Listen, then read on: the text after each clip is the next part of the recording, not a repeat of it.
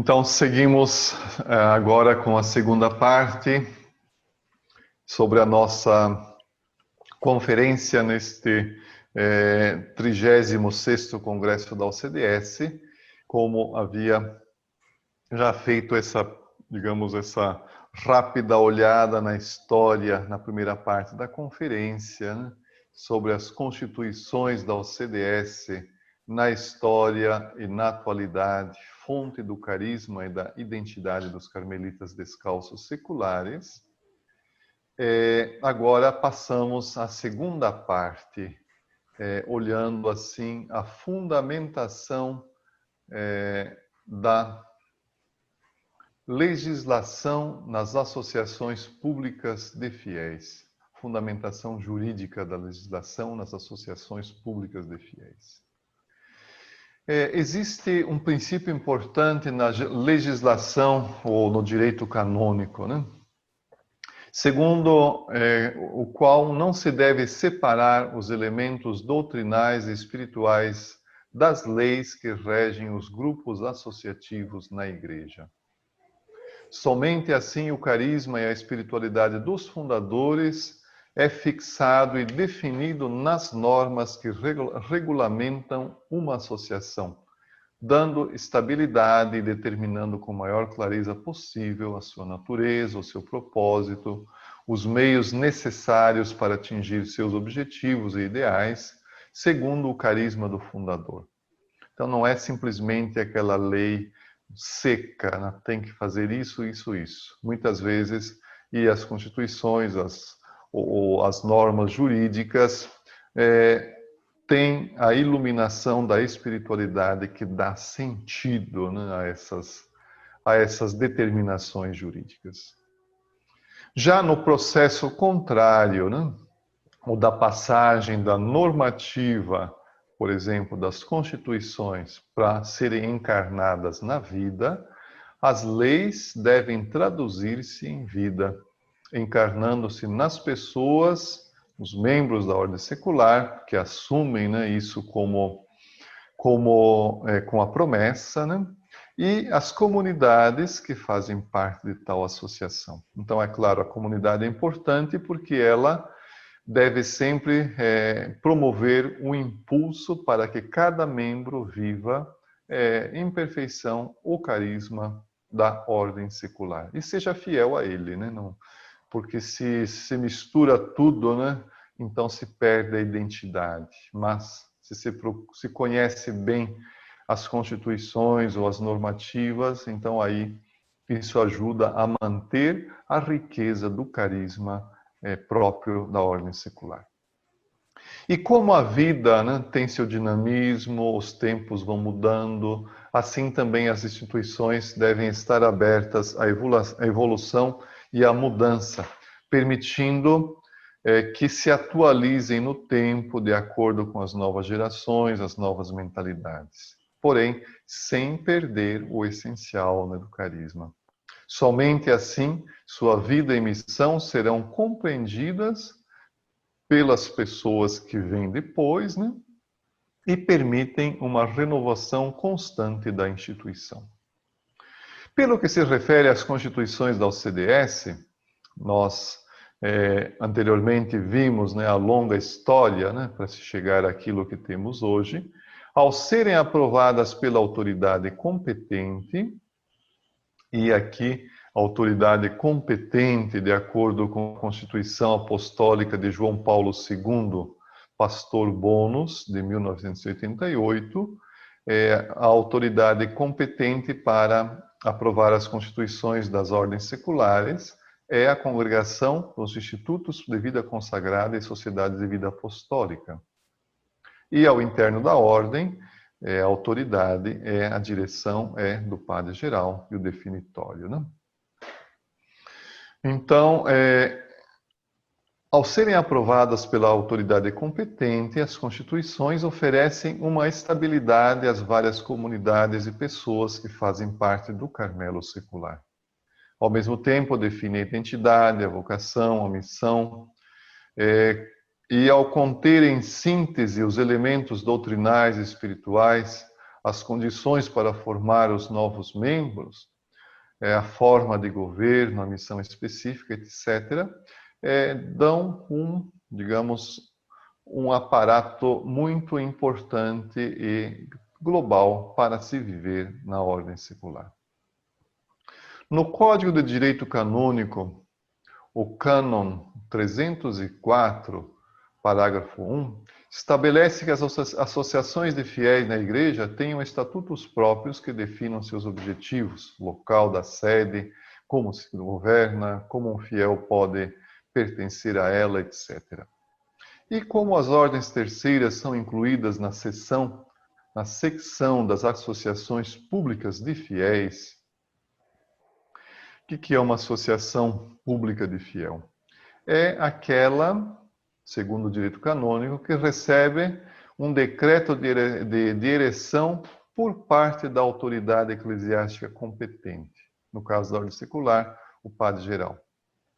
São formadas por um grupo de pessoas que livremente querem ser parte da associação. E com esse ato jurídico emitido pela autoridade máxima da associação, a ordem ou a comunidade, adquire personalidade jurídica pública, isto é, passa a ter direitos e deveres. E podem, assim, também tomar parte publicamente da missão da Igreja, apresentando-se como católicos. E tudo isso vai ser possível desde que estejam, claro, cada comunidade em conformidade com as constituições da OCDS. Por isso, por exemplo, na província, que, digamos, o processo para se formar parte da província como ordem secular, digamos, chega a ser completo somente quando uma comunidade, depois de ser grupo, depois de ser comunidade em formação e comunidade canonicamente erigida, é aí que digamos, com este título, com a ereção canônica, o reconhecimento oficial, é que a comunidade, então, adquire aí o status de comunidade canonicamente erigida e que pode falar em nome da Igreja, em nome da ordem. É um processo que vai sendo feito pouco a pouco, porque a comunidade deve formar-se, deve crescer, deve estabelecer-se. E como as ordens terceiras são incluídas na secção das associações públicas de fiéis, o único cânon que menciona a ordem terceira, ou as ordens terceiras, é o de número 303, que diz assim: as associações cujos membros, participando no século, no mundo, do espírito de algum instituto religioso e sob a sua auto-orientação, levam uma vida apostólica e tendem à perfeição cristã, recebem o nome de ordens terceiras ou outra designação consentânea. Desta forma, à luz das normas comuns de todas as associações de fiéis e o que é específico da OCDS, os principais elementos constitutivos da OCDS podem ser assim sintetizados. Compromisso em buscar a perfeição cristã segundo a espiritualidade do Carmelo Teresiano, primeiro. Na vida laical, isto é, em meio ao mundo, com os meios próprios da vocação do fiel cristão leigo, que na linguagem dos documentos fala como índole secular. Um terceiro elemento é a participação na espiritualidade e no carisma do Carmelo Teresiano, sob a direção do superior geral e como um ramo laical da ordem. Um quarto elemento, uma participação na atividade apostólica da Igreja e da ordem, como um direito e um dever do fiel leigo em decorrência do batismo e da confirmação. Pelos sacramentos, cada fiel na Igreja é unido a Cristo, sacerdote, profeta e rei, e participa de sua missão de salvação. A alta direção, que fala aí o cânon, né, 303, representa a igreja nas ordens seculares, é o superior religioso. E nas demais associações de fiéis em geral, a autoridade eclesiástica na diocese é o bispo diocesano, e nas associações internacionais é a Santa Sé. É importante aí lembrar que, por razões históricas, o Carmelo secular, como vimos anteriormente, ele nasceu unido aos frades carmelitas descalços. Aos carmelitas primeiro e depois carmelitas descalços. Por isso, o padre-geral é a autoridade responsável na condução, no governo da ordem, pelos privilégios concedidos à ordem pelos vários papas, como vimos anteriormente.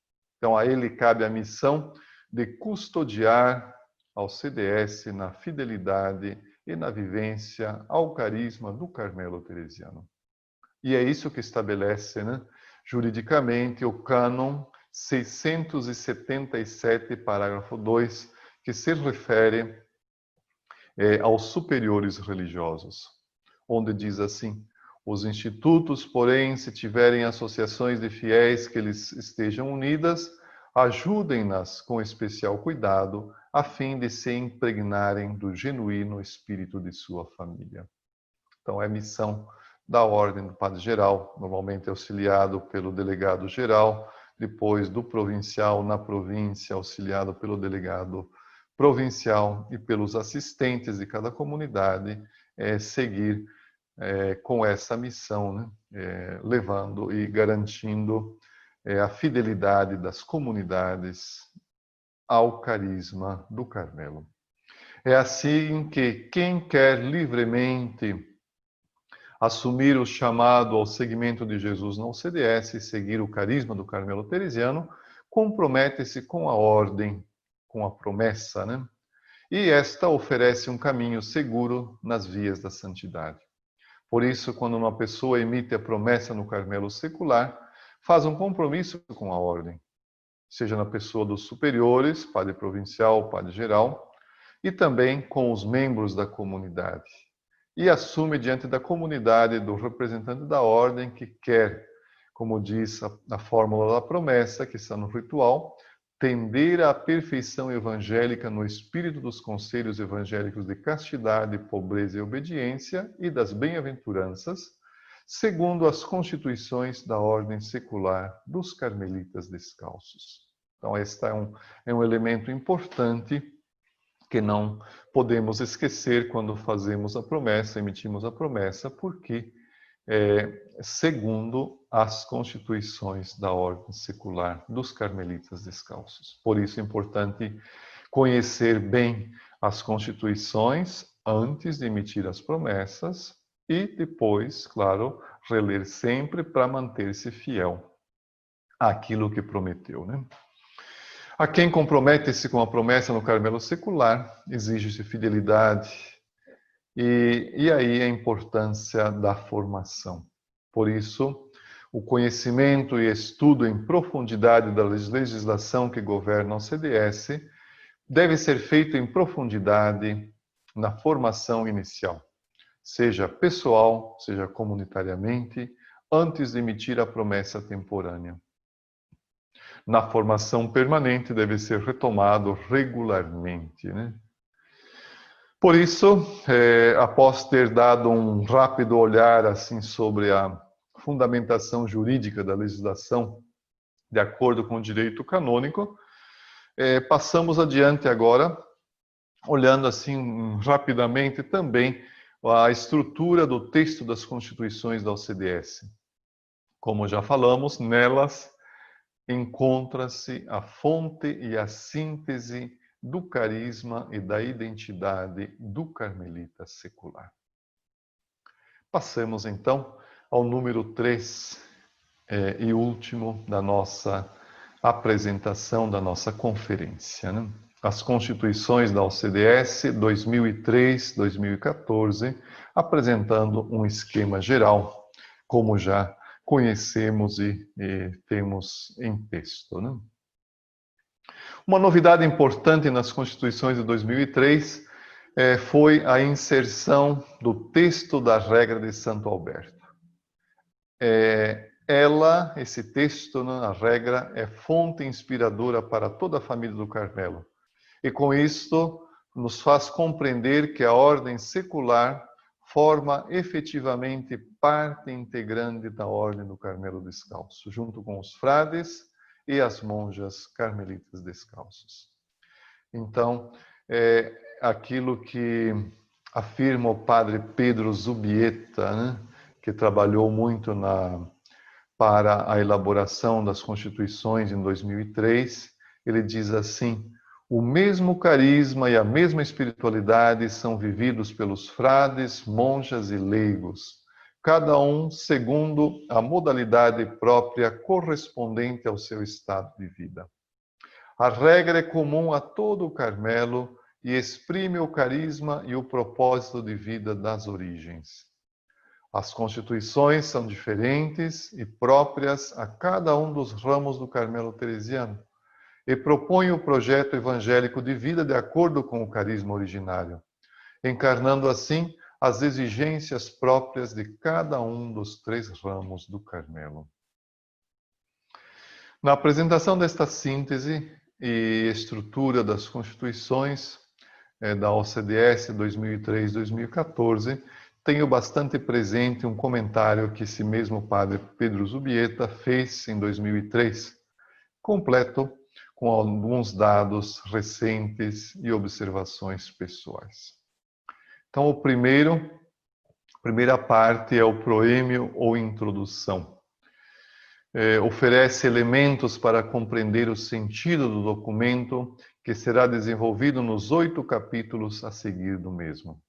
São eles os elementos: o chamado a participar pela caridade na santidade do Pai Celestial e na busca da sua perfeição, o seguimento a Cristo já iniciado no batismo, através do qual participa na sua tríplice missão de sacerdote, profeta e rei, a participação no núcleo da única ordem dos carmelitas descalços, formada pelos frades, as monjas e os seculares, que se inspiram na regra de Santo Alberto de Jerusalém e na doutrina dos santos doutores carmelitas da Igreja. As constituições da OCDS como legislação fundamental para os membros do Carmelo secular, nas diversas regiões do mundo, e que devem ser encarnadas nas culturas locais e eclesiais. E depois também fala no proêmio que os estatutos particulares completam as constituições nos temas que as mesmas constituições permitem, né, e deixam esta brecha aberta para que seja definida nos estatutos de cada província, dando assim, nos estatutos, indicações mais precisas de acordo com a realidade de cada circunscrição. O capítulo 1 fala da identidade, valores e compromissos e compreende os números 1 a 9. É um capítulo que apresenta uma visão geral do carisma e do compromisso de vida do carmelita secular. Aparecem os traços essenciais da identidade e pertença ao núcleo da família do Carmelo Teresiano, números 1 e 2.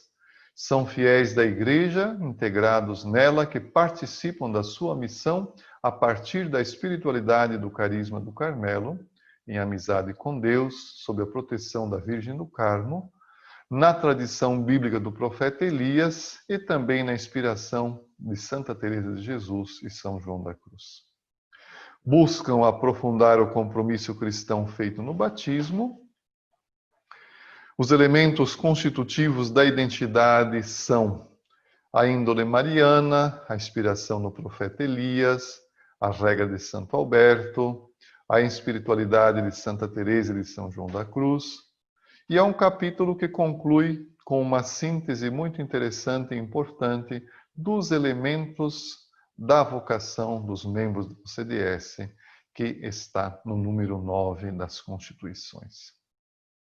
O capítulo 2 trata do seguimento de Jesus no Carmelo Teresiano laical. e compreende os números 10 a 16. O compromisso fundamental do carmelita secular, como também do carmelita religioso, é seguir a Cristo, caminho e centro da vida. Todos, então, na igreja seguimos a Cristo, né? O seguimento a Cristo para o carmelita secular inclui a vivência do espírito dos conselhos evangélicos, castidade, pobreza e obediência, e das bem-aventuranças, segundo o estado de vida do membro, seja como solteiro, viúvo ou casado, né? E isso se faz mediante a promessa, com a qual o membro torna-se efetivo ao CDS e que põe de real seu compromisso do batismo, sendo também de grande ajuda aos esposos na vida matrimonial. Trata da promessa de castidade no número 13, que é a expressão do amor cristão e que quer reproduzir na vida o amor de Cristo. A seguir, trata a promessa de pobreza, que exprime o desejo de viver segundo os valores do Evangelho, com respeito aos bens temporais e em conformidade com os planos de Deus, para seguir o exemplo de Cristo, que, rico que era, se fez pobre para enriquecer-nos. Ao mesmo tempo, requer que os talentos pessoais, o exercício das responsabilidades sejam colocados ao serviço dos outros, bem como a viver o abandono confiante na providência divina por meio da virtude da esperança. Por fim, a obediência, o terceiro conselho evangélico, no número 15, implica viver abertos e aderindo à vontade de Deus, que se manifesta nas mediações humanas, através do superior geral, do provincial, o conselho local da comunidade, com as quais cada membro da OCDS, colabora livremente. Trata das bem-aventuranças, no número 16, que, vividas no dia a dia, tornam presente a vida de Cristo e propõe um projeto de vida e uma forma de ser com relação ao mundo, aos que estão próximos e companheiros de trabalho, aos familiares e amigos, e ao mesmo tempo dão testemunho de Cristo, caminho, verdade e vida. Porque nas bem-aventuranças, como sabemos, está delineado, está traçado o rosto de Jesus. Jesus foi quem viveu e encarnou em plenitude as bem-aventuranças. Passamos para o capítulo 3, que traz por título Testemunhas da Experiência de Deus, nos números 17 a 24. É o aspecto da espiritualidade. Então, a vocação, a oração e a contemplação definem em profundidade a identidade do Carmelo Teresiano. Aqui encontram os seculares a sua missão específica. A vocação do Carmelo Teresiano é um compromisso a viver em obséquio de Jesus Cristo, meditando dia e noite a lei do Senhor e vigiando em oração. É um texto da regra de Santo Alberto que vem citado, né? E a oração é a base e o exercício primordial da família de Santa Teresa e deve permear toda a existência para caminhar na presença do Deus vivo, seguindo a inspiração do profeta Elias, né?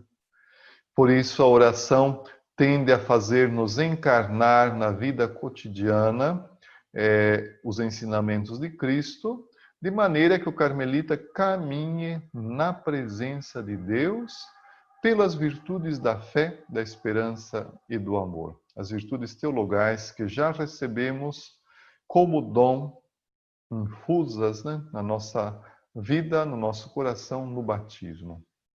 A oração no Carmelo é um diálogo de amizade, como Santa Teresa nos explica, e uma amizade com Deus que nos ama. Nutre-se da palavra de Deus, rezada e lida, bem como nos escritos dos nossos 3 santos doutores, Teresa de Jesus, João da Cruz e Teresa do Menino Jesus. A busca de Deus pela oração requer tempos fortes com Ele. Aí nos estatutos particulares sempre se define, né, um tempo de meditação pessoal, silenciosa para cada um dos membros da OCDS. Então, com esse tempo de oração pessoal, tempo forte, se vivifica a consciência da presença de Deus em nosso interior e assim se contempla também sua presença nos acontecimentos da vida e nas pessoas e ajuda a ter um juízo reto, de acordo com a fé, a esperança e a caridade sobre as realidades temporais.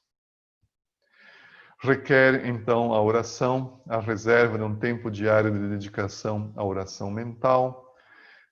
Requer também viver a abnegação evangélica, isto é, que aquilo que não condiz com o evangelho, que eu seja capaz de negar, de não seguir, né? Porque a tendência, as tentações estão sempre aí, insidiando, né, ao redor de cada um.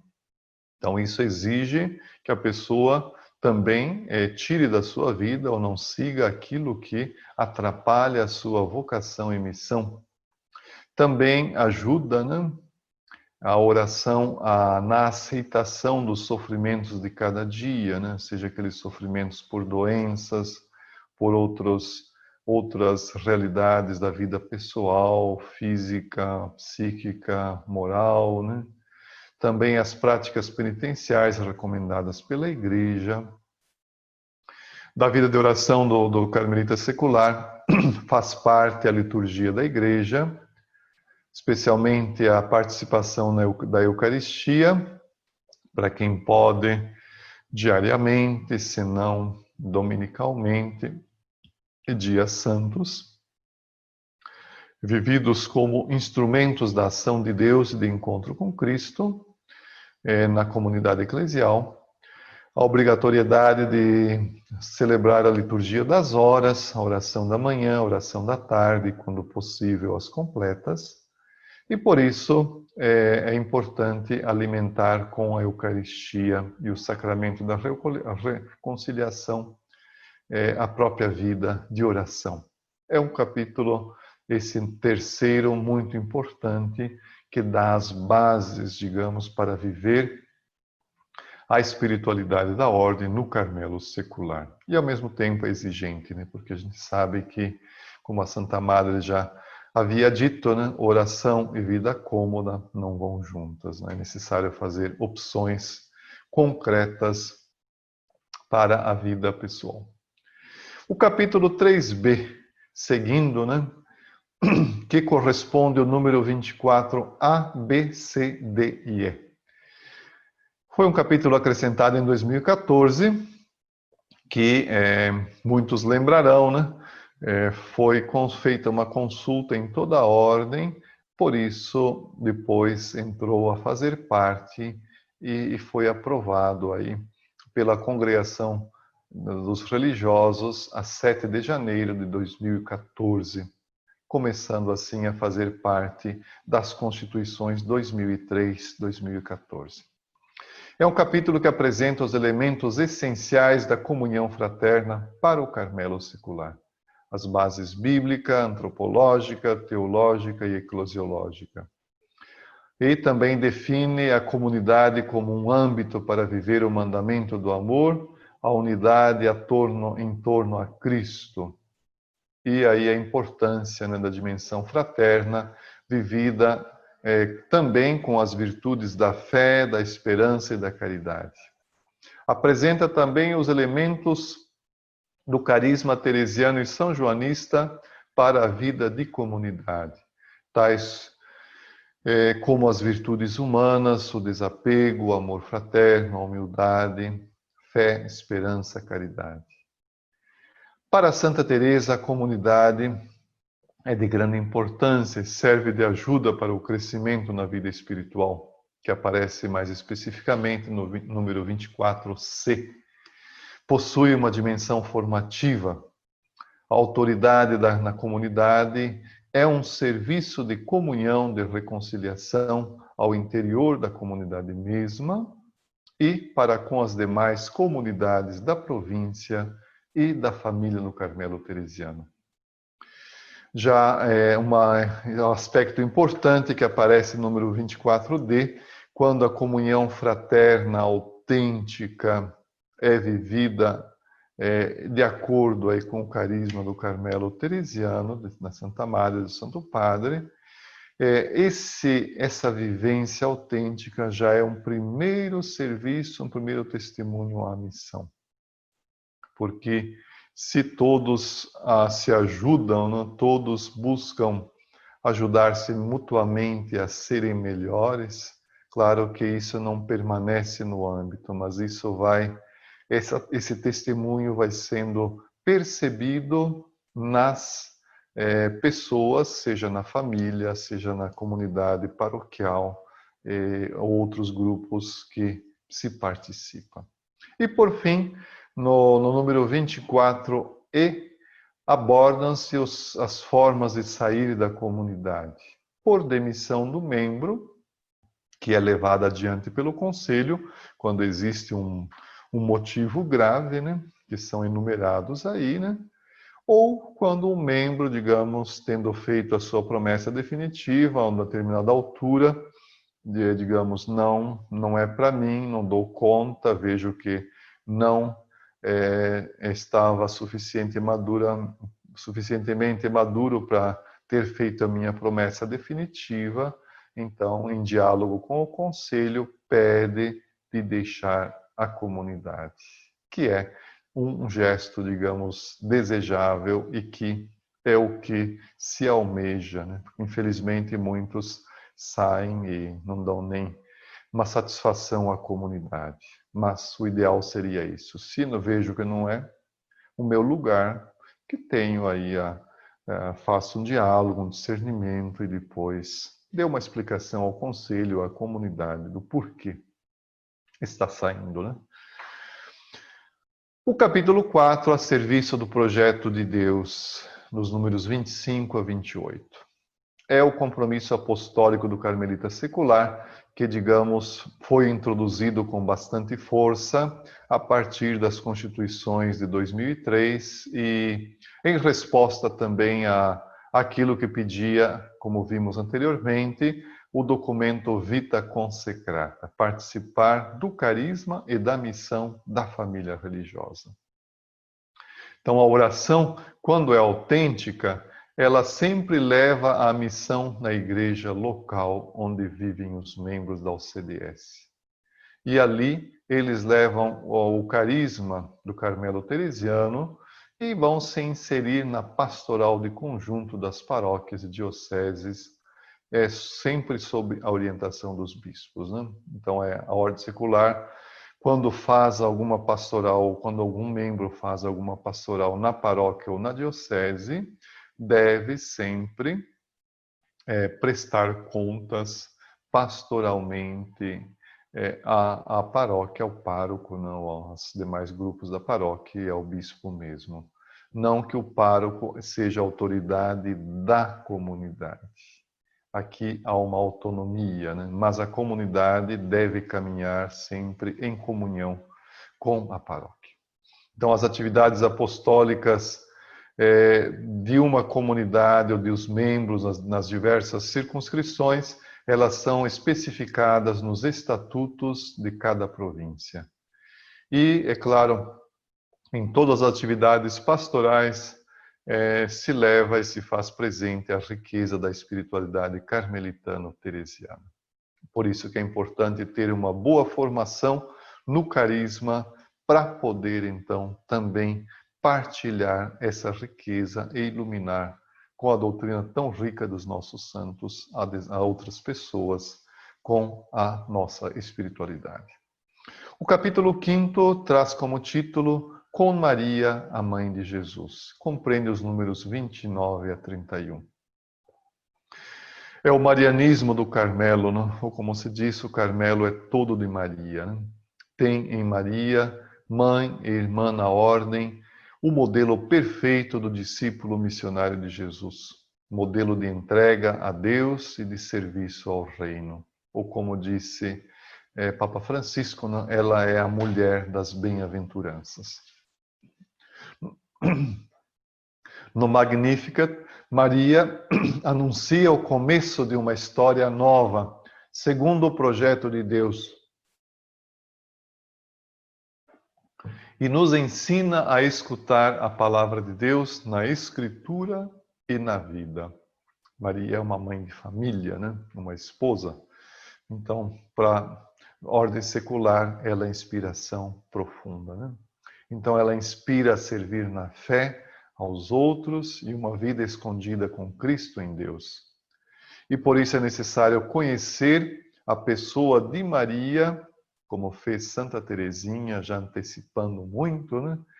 A partir dos evangelhos, a fim de alcançar uma autêntica piedade mariana que leve a imitar suas virtudes evangélicas e a promover seu culto litúrgico à luz dos mistérios de Cristo e também de acordo com o tempo litúrgico. O carmelita secular não é aquele que sai correndo atrás de aparições, supostas aparições marianas e corre aqui, corre ali. Não. A base, digamos, mariológica da ordem dos nossos santos é muito sólida e é muito importante conhecer bem. Por isso, um dos critérios de discernimento para a vocação na ordem secular é justamente esse, né? De não correr atrás aí destas supostas aparições marianas e é como está na Ratio Institutionis, né? Depois, no número 31A, foi acrescentado em 2014 um número sobre São José. Faltava, né, esse referimento a São José no Carmelo secular ou nas Constituições. Então, São José, na espiritualidade do Carmelo teresiano, está intimamente unido à devoção de Maria no mistério da história da salvação e na vida da ordem. Especialmente, o mérito de, digamos, lembrar disso foi Santa Teresa. Então, ele é modelo de oração, de silêncio, de pai, de esposo, modelo de trabalho como expressão de amor, bem como de fidelidade ao projeto de Deus. Embora os evangelhos não nos apresentem nenhuma palavra que São José teria pronunciado, mas Santa Teresa o coloca como modelo de oração. É ele quem nos ensina. Mas ele sempre fez tudo aquilo que Deus lhe havia pedido. Então, em todos os três ramos da ordem, São José é invocado como providencial protetor da ordem. Seguindo avante, o capítulo 6, Formação na Escola do Carmelo. Um capítulo muito importante que aparece nos números 32 a 36 e que depois foi complementado, como sabemos, com a publicação da Ratio Institutionis, que é o documento do definitório geral, aprovado em 2009, e que dá as linhas da formação para a ordem secular. Então, nesse capítulo 6 das Constituições, aparecem os critérios fundamentais da formação inicial dos futuros membros da OCDS. O objetivo central da formação é a preparação da pessoa para viver o carisma e a espiritualidade do Carmelo no seguimento a Cristo, a serviço da missão. É o que diz o número 32. Por isso, a formação deve abranger sempre as dimensões humana, cristã, carmelitana, levando a pessoa a amadurecer nessas dimensões. A fonte para a formação, as bases são sempre as escrituras sagradas, o magistério da Igreja e da Ordem, os escritos dos santos carmelitas. A leitura orante das escrituras, feita pessoalmente cada dia, né? Ou em comunidade, e a liturgia da igreja vão confirmando, né, de acordo com o caminho, com o amadurecimento, a identidade do carmelita secular. E por isso, né, a incorporação progressiva dos membros da ordem secular prevê um tempo de contato com a comunidade, depois 2 anos de formação para a primeira promessa, mais 3 anos para emitir a promessa definitiva. Normalmente assim, né? Salvo alguma prorrogação ao menos. E depois da promessa definitiva, segue a formação permanente, que, como sempre digo, vai terminar só quando sairmos do purgatório, né? Porque também o purgatório nos leva a amadurecer naquela pureza e naquela perfeição do amor para se poder chegar a viver o face a face eterno com Deus, né? Por fim, o capítulo 7, que é um capítulo bem jurídico, né? Organização e governo, dos números 37 a 60. É o capítulo mais comprido das Constituições, e com 24 números. Então, aqui são definidas as linhas organizativas e a estruturação da OCDS, e um possível esquema geral é esse. Nos números 37 a 41, a ordem secular e sua vinculação com a ordem dos carmelitas descalços. Dos números 42 ao 49, a função dos religiosos, superiores religiosos e do assistente. Do número 50 ao 55, a função dos órgãos internos de governo da comunidade, que são o conselho, formado pelo presidente, por 3 conselheiros e o encarregado da formação. Depois, as funções do secretário do tesoureiro, trata dos membros à distância. Fala também do conselho provincial ou do conselho da circunscrição, no número 57. Elenca os temas a serem definitivos pelos estatutos particulares, nos números 58 e 59, e, enfim, prevê outras possíveis estruturas a nível nacional, no número 60. Por fim, conclui com o epílogo, onde lembra, né, que os membros da OCDS são a consolidação do projeto de vida no Carmelo secular, já que são filhos de Santa Teresa de São João da Cruz, é um chamado a vivenciar em profundidade o carisma destes nossos santos doutores.